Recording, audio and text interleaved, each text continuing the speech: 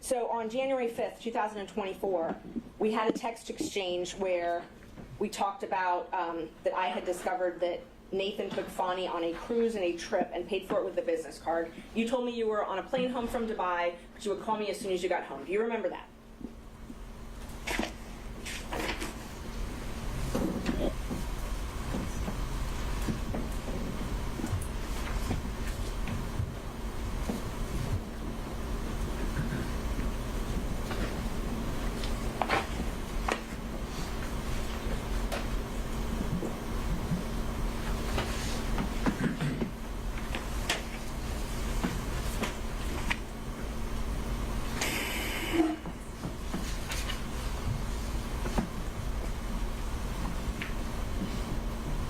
So what I have is a text message from you saying, "Oh my God, Nathan took Fani on a trip to Napa and paid for it with his firm." Okay, continue reading. And you said, "Is he that dumb?" And I said, "Wow, I'm on a plane from Dubai, land at 3. We'll call you as soon as I land." So that is accurate. That's what you told me. That I will call you as soon as I land, and wow? Yes. Yes, that is accurate. And then you told me that you weren't surprised because they took many trips to Florida, Texas, and California.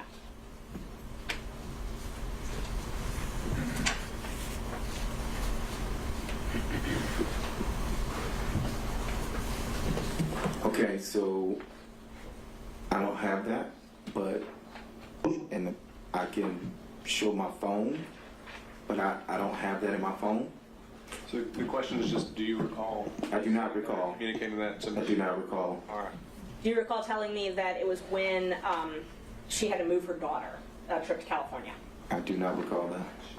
And Judge, may I approach the witness? You may. Thank you. It's in the packet I gave you. Oh, I see it. See if that refreshes your memory.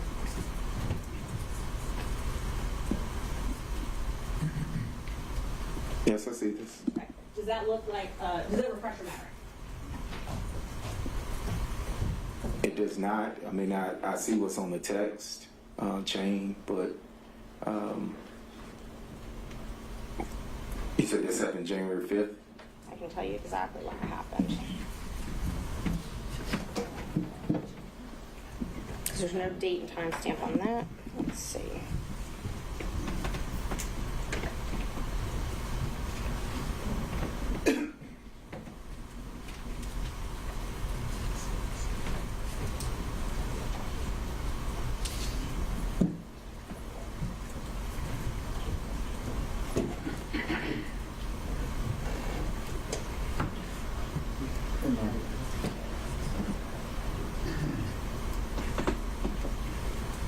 It was, let's see, just,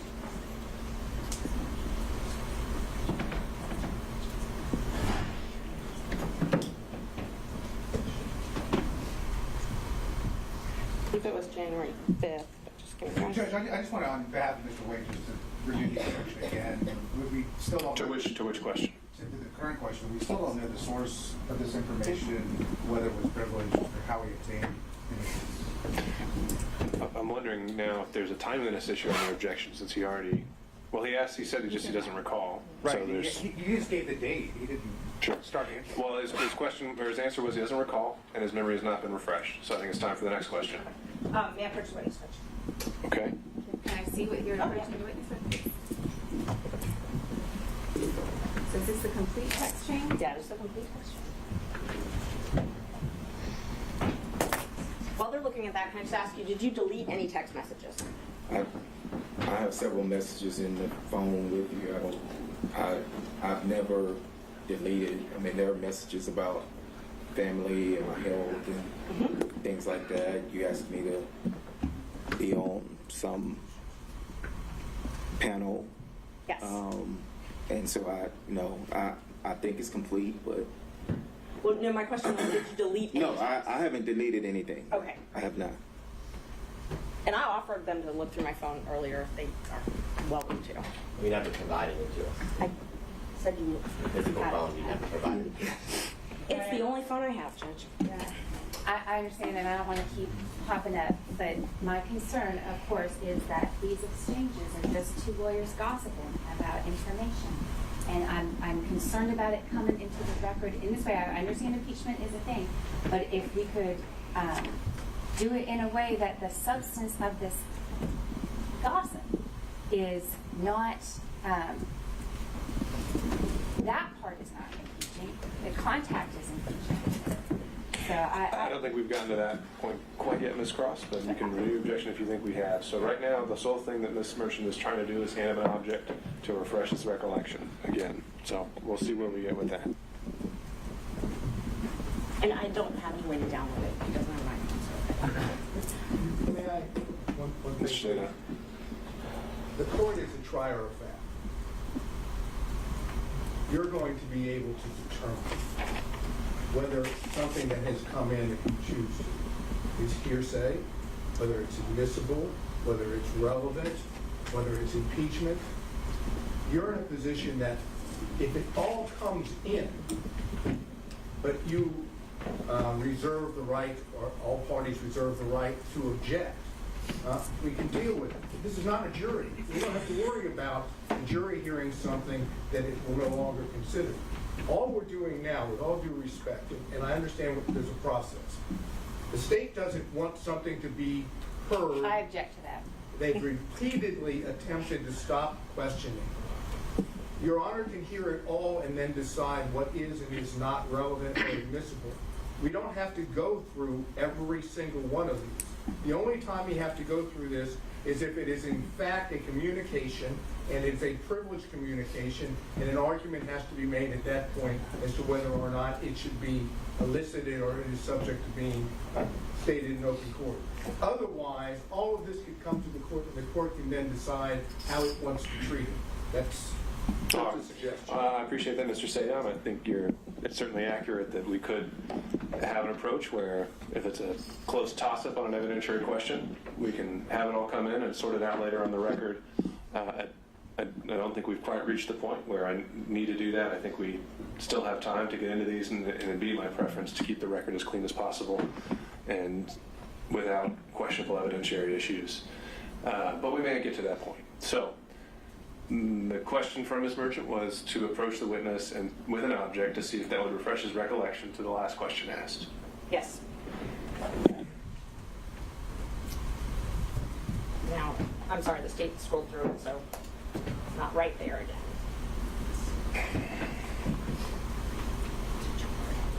No, we didn't know that.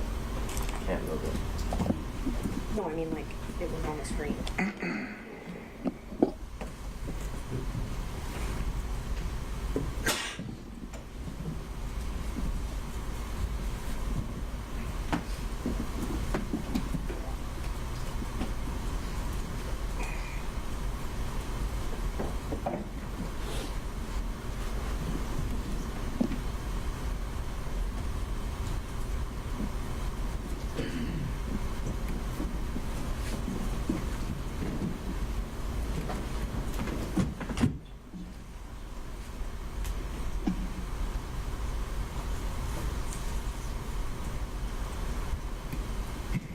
Now I can't find it. So I'm going to move on to the next question that I actually can find, and then I'll find that and come back to it.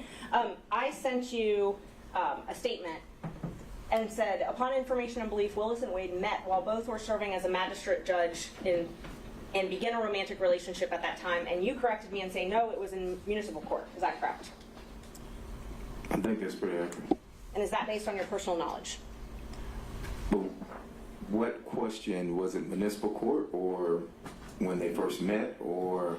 My question was, is this accurate? Upon information and belief, Willis and Wade met while both were serving as magistrate judges and began a romantic relationship at that time. And you wrote, no, that it was municipal court.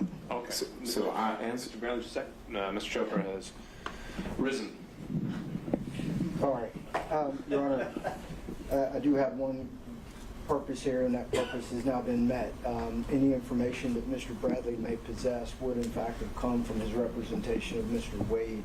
This falls within the purview of his divorce proceedings, which, as we testified earlier, commenced in December of 2018. there's no pierce or shield associated with it, and so we would say that under Rule 1.6, we should not be compelled to give any further information. Okay, and as we discussed about before the break, Ms. Chopra, if I ruled earlier this morning that this witness is going to be directed to respond to any question to the extent it falls outside of attorney-client privilege and only attorney-client privilege, meaning 1.6 is not going to bar his testimony in this case, what would be your response then? Then Mr. Bradley would have to consistently assess on his own, unless I'm jumping up and objecting for him, whether or not this came within his knowledge based on his representation. And I can say based on the phrasing of the question from Ms. Merchant, it would in fact come within information obtained from his partner, client at the time, associated with the activity in question. All right, Mr. Evans, same issue? I just want to reiterate that it's a compound question anyways, that so it needs to be separated out, but it's still based, we just renew the objection that it's still based on gossip, either gossip or privileged communication. He doesn't ever cite the source of where any of this information is coming from, so I just wanted to make that objection. Okay. Judge, as far as privilege, any privilege objection, it's been waived, particularly for this issue because Mr. Wade He did testify on this subject. testified on this subject. Well, he didn't testify as a communication with his attorney about any subject. He testified factually about what trips he took and events that occurred. He didn't testify, to my recollection, about any communication with his attorneys. But he testified about the subject matter of the question that was just asked, which was when apparently they first met.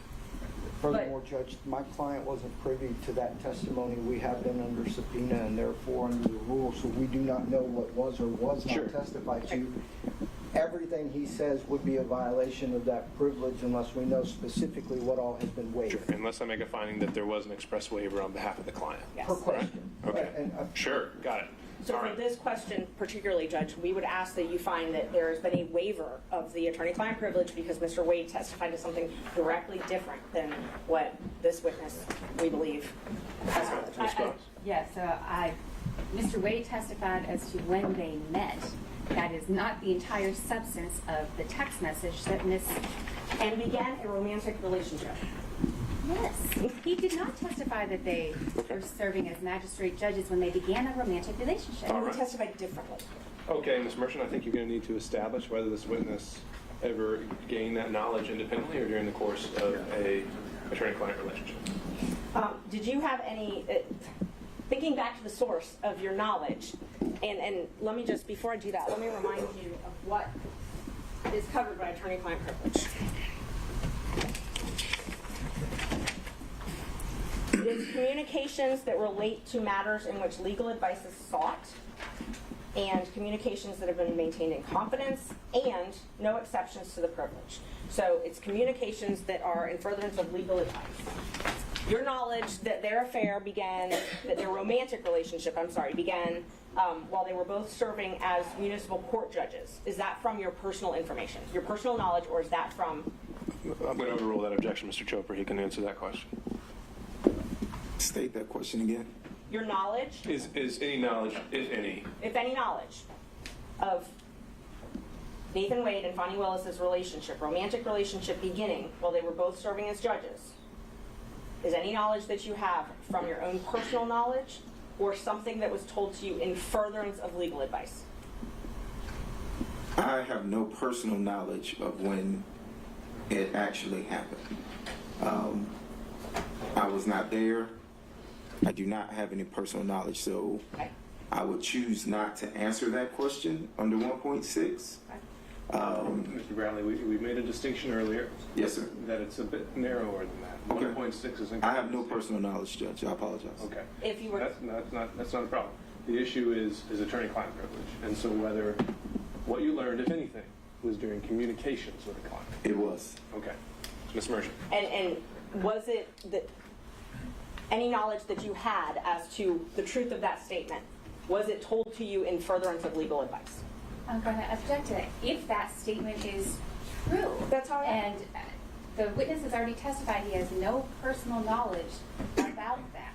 So whether he represented at one point it was true or not true, he has no personal knowledge about that, so could not testify Prior inconsistent statement, Judge. Do it all the time. That is what the state does It's not a regularly. statement. They bring in, if it's a prior inconsistent statement of another witness, Judge. Mr. Wade Which other testified. witness? I'm sorry. Okay, Mr. Wade testified. That their relationship did not start. But you can't impeach him with a prior inconsistent statement that's privileged. And so No, but we haven't gotten over the privilege hurdle. The privilege hurdle we've gotten over with fraud on this instance. Well, that's the first time you used that word. So if you want to make the argument of why that applies, you can do that now. Yes, Judge, the crime fraud exception. It applies because of the crime fraud exception. Which crime and or fraud was committed here? So there's a couple different things, and I wanted to stress them both because he's raised 1.6 and also raised attorney-client privilege. For the crime fraud exception says the privilege doesn't apply if it's if the existence of it, essentially if he has to keep something secret to allow a fraud upon the court to continue. So we've got that. We've also got No, it has to. The legal communications have to have done in furtherance of a crime or fraud. How has that been established? And what crime or fraud are we talking about? we're talking about perjury, lying to the court. In the affidavit filed last month. Yes. And so what have you done to link the communications that he made maybe, I don't know, years ago to the affidavit filed last month? The communications even years ago, it's proof of the affidavit being incorrect, being false. He's given a prior inconsistent statement. But the legal communication has to be in furtherance of a crime or fraud. Right, but he also can't protect. So, and I think it's more under. So if he had no idea, an affidavit wasn't even going to need to be filed until a month ago. Right. And these communications and everything happened well before that. How is anything that they communicated in furtherance of that affidavit that they didn't even know would have to be filed one day? It's been waived. That part's been waived because he filed the affidavit. So you can't file something that's false and then your lawyer know that it's false and then say, oh, well, privilege, my lawyer can't correct that. When he waives the privilege. And he waived the privilege. He testified about this yesterday. Okay, Ms. Cross. I don't think that's even close to an accurate representation of what the law in this area is. And beyond the real kind of throwing out fraud and this and crimes, which what you have, Your Honor, is a conflict in the evidence at this point. I know which way the weight of the evidence appears to me, but that's going to be for the court to judge. But conflict in the evidence, that is not a crime. That is not a fraud. That is not perjury. That's a conflict in the evidence for the court to decide. So I agree with you there that you would have to first establish a crime or fraud occurred by a preponderance. Got it. And anything else? Just that she can't, under the guise of impeachment of this witness, number one, establish that. Number two, the witness has already said he doesn't have any personal knowledge of that. And there is the kind of specificity that is required to lay the predicate for a crime fraud exception to the attorney-client privilege is nowhere close to being met here. Okay. Anyone else want to be heard? Mr. Sadow. Yes, Your Honor. This is what I said to the court earlier. This is not crime fraud. The scenario in the case I said, you want me to sign it for the record? Go for it. Okay. It's Owens Corning Fiberglass Corporation versus American Centennial Insurance Company et al.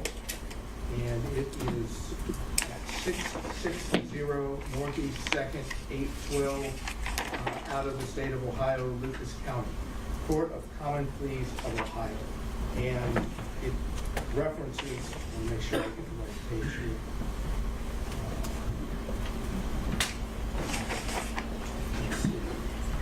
I think it's page 256. The point in the case, or the holding in the case, is if the party or witness chooses to testify falsely, and our position is that Mr. Wade testified falsely when he claimed the relationship did not begin until 2022, that if there are attorney-client communications in which the same individual witness has told his attorney something contrary to that, inconsistent with that, here that the relationship, the personal romantic relationship between Mr. Wade and Ms. Willis began prior to November 1st of 2021, which would be the day that he was hired, that if that communication took place, that is the attorney communication, that the fraud upon the court is Mr. Wade lying under oath about the starting date, and the attorney-client privilege under those circumstances for that material fact is pierced, and the attorney may be forced to testify to the contrary or inconsistent statement so that the fraud on the court no longer holds. In our situation, that is precisely what we are trying to do.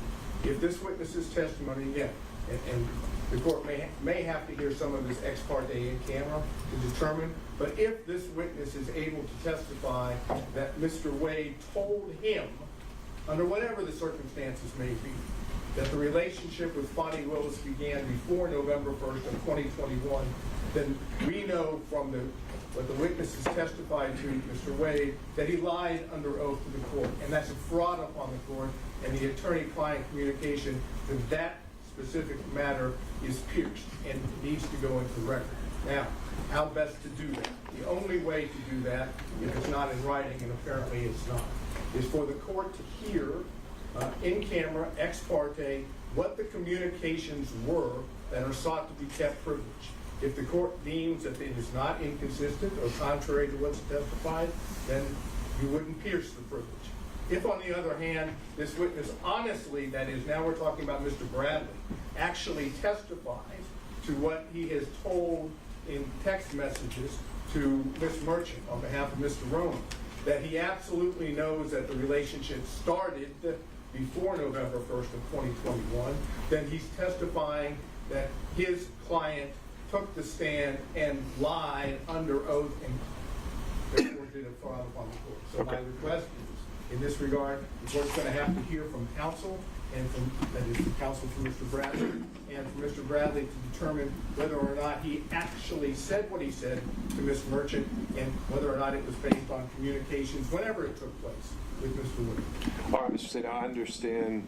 Thank you for clarifying your argument there. So I understand this fraud upon the cart theory, and what I'd been going back and forth with Ms. Merchant on earlier was that, as I understood, crime fraud applied in Georgia was that the communications had to have been in furtherance of a crime. And to me, that presupposes the existence of a crime at the time, or the forming of one at the time of the communications. The theory you're putting forward is one where we go back in time and can reopen that box because it's now become relevant for something completely, potentially unconnected to the communications whatsoever. Is that fair? That falsity has occurred now by the very person who is attempting to use the communications as a shield to protect his lives. Okay.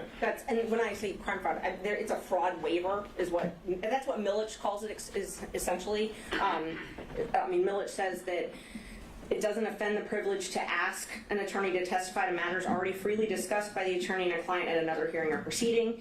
Allowing a client to selectively waive and reassert the privilege as tactics suggests that the client is using the privilege as a sword and not merely a shield. So I think it was quite explicit that Mr. Wade never waived anything regarding to communications between him and Mr. Bradley. He was willing to discuss the subject matter, but he was never willing to get into communications that occurred between him and Mr. Bradley. So as to Mr. Sadow's point of this fraud upon the court theory, my question was going to be, has it ever been applied in Georgia? So the answer to that is, it does not appear to have been applied in Georgia. I cannot find a case in which it has been applied. The cases that I have, the case that I gave you plus the cases cited in there, are the only thing I've been able to locate.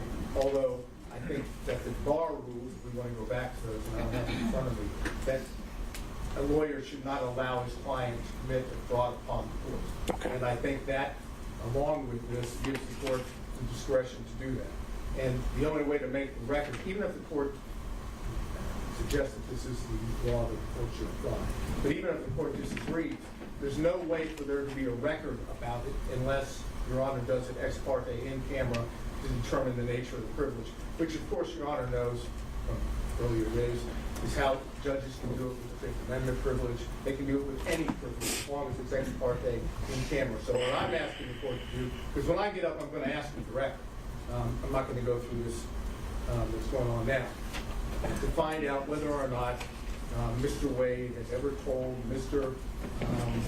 Bradley, in his capacity as his attorney or otherwise, that the relationship started earlier than what Mr. Wade testified to. All right, understood. So the big takeaway I'm hearing from that, Mr. Sadow, is that once again, we're hearing the words a matter of first impression here.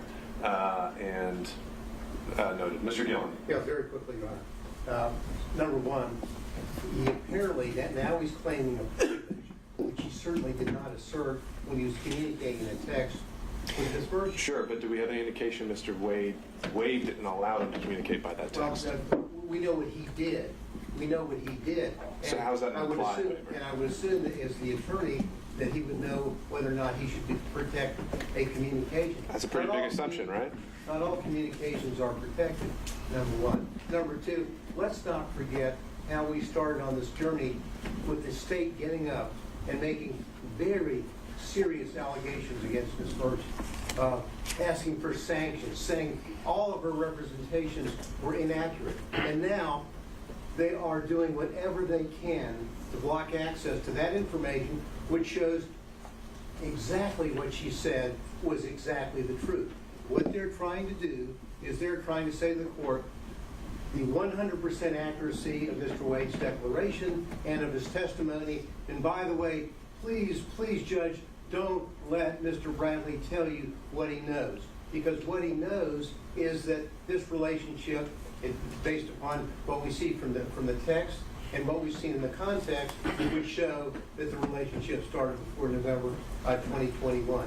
So I think we have a waiver issue, and parenthetically on the issue of crime fraud, Your Honor, the issue about crime fraud is whether or not in any context the communication would be not in furtherance of a crime at that time, but it could be for any particular crime committed by the client in the future as well. It doesn't have to be something that's being committed at the time. I will also note that when you look at the attorney-client privilege, the law basically says, look, this is a privilege which blocks evidence from coming in. And so in order to have that, they have the crime fraud exception, which is a very low standard once a prima facie showing has been made, which I believe has been done by Ms. Merchant. All right, let me clarify one thing, Mr. Bradley. When you testify to personal knowledge, does that include anything you may have seen, heard, outside of communications with a client? When you say you lack personal knowledge, does that include anything you may have seen or heard outside of communications with a client? And you can tell me if that question is horribly phrased. I can try again. Try to rephrase it for me, Judge. I'm sorry. Okay. When you say you lack any personal knowledge, Yes, sir. does that also mean that, and include anything you may have seen or heard outside of communications? Outside of communications with my client. Mm-hmm. That's correct. Okay. And communications that were made, if any, that relate to the subject you were asked to, were there any other third parties present that may have resulted in a waiver of privilege? Including texts. Am I answering your question or her Answer my question? question. Okay. Were there any other third parties ever present with you and a client that would have resulted in a waiver of these privileges?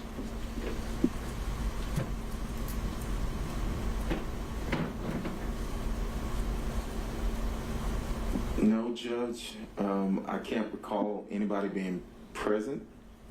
I mean, we ran an office. We had people around our office, but no, I can't say that there were other people present. All right. And did you ever receive any kind of a waiver from your client at any point? I have not received a waiver.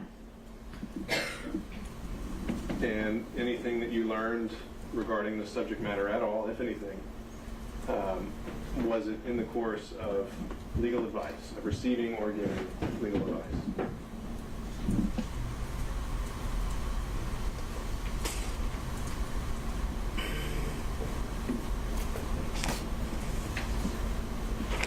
That's a broad question, Judge, to answer, because the advice was given, And then you have interaction. I mean, it wasn't, hey, this is for, to say specifically, this was for that, or, I can't sit here and say that. So I don't know how to answer that question, Judge. Okay. All right. So, I was given a case that may reflect the same proposition that was argued from George. It's old case. It's Atlanta Coca-Cola Bottling Company versus Goss, G-O-S-S. 50 Georgia Appeals 637. Appears to be a 1935 decision. I've not had the benefit of shepherdizing it, so I can't say that certainly hasn't been limited or overruled. And looks like it's in reference to maybe head note number 2, at least from what I'm looking at on the computer, and language that is in the case, okay, is as to violations of law or commission of fraud, the protection extends only to communications after the act or transaction is finished. It does not cover communications respecting proposed infractions of the law in the commission of the crime or the perpetration of the fraud. And then it cites some cases. And then it goes, the privileged communication may be a shield of defense as to crimes already committed, but it cannot be used as a sword or weapon of offense to enable persons to carry out contemplated crimes against societies, frauds, or perjuries. So our position, as I indicated before, is the witness, Mr. Wade, has committed perjury on a witness stand and called into question the statement. all right, understood, Mr. McDougall. Your Honor, this is adjacent Georgia law, perhaps not controlling, and I'll explain that in just a second. And that's Rule of Professional Conduct 3.3A2. A lawyer shall not knowingly fail to disclose a material fact to a tribunal when disclosure is necessary to avoid assisting a criminal or fraudulent act by the client. A4, and the reason I would qualify that, since we're talking about candidate report, I need to do that. I believe this rule is regarding the conduct of advocates representing clients in court. It might not govern or control the situation where the lawyer has been put on the stand, but it's adjacent to the point Mr. Sayal made earlier. All right, fair point. Okay, Mr. Trump, anything you want to address on that? Briefly, Judge, and clearly there's a lot of smarts in this room, but this whole thing is a deductive fallacy. It is suggested that the truth of the conclusion of the argument necessarily follows from the truth of the premises given, when in fact the conclusion does not necessarily follow the premises. They're, called him a perjurist. He has officially succeeded in saying the thing itself is true, therefore we must ask these other questions. And Judge, it's a fallacy. It does not exist as such, and the privilege should still apply. All right. Thank you all. So I think here is what we need to do, as I understand the law. As I find it, the crime fraud exception only applies when by preponderance we found that communications made in the existence of a relationship or in furtherance of a crime, or the client at the time knew or reasonably should have known that a crime, that the attorney was being used to further a crime. I don't think that's been established here. Maybe something happened afterwards, and that's something that can be argued during closings, essentially. So I don't think the crime fraud exception covers this. The objection is preserved for the record. Mr. Bradley has indicated also that anything he learned about this subject occurred during those communications.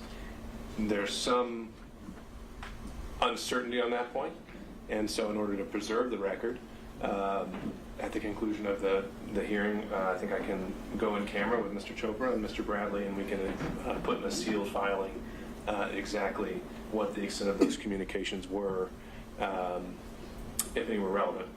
Or excuse me, not relevant, but just what they were, and those would remain sealed until sometime if we're ever directed otherwise. However, at this point, the question, getting back to the question asked by Ms. Merchant, as asked, would be sustained on the issue of privilege to premise. He may have told you something, but it does not appear that there's any evidence that the client ever waived and allowed that information to be conveyed to you. Next question.